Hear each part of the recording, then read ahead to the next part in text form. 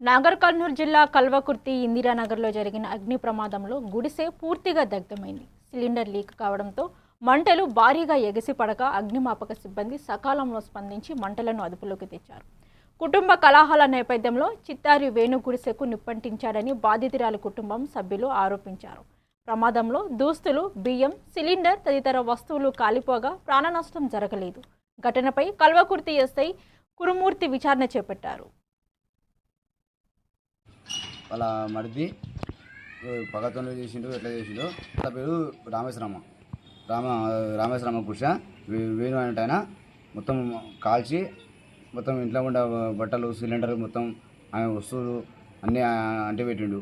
ఇప్పుడు ఆమె కుండనికే జాగా, తినడానికి గిన్నెలు కానీ ఏమి కానీ లేవు.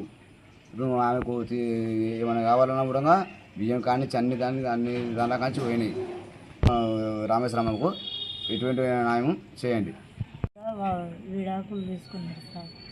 అయితే పిల్లని మీద బాబా అరుదుల మీద పగ పెట్టుకొని అది వాళ్ళ మీద తీయలేక మా అమ్మ మీద తీసిండు.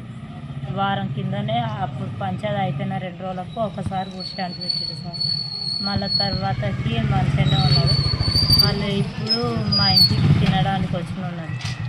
వచ్చే వరకు ఇక గుడిశాంతి పెట్టి ఇంట్లో పోయి పండుకున్నాడు. పండుకుంటే వచ్చి బయటికి తీసుకుంటే బయటికి వెళ్ళలేదు సార్.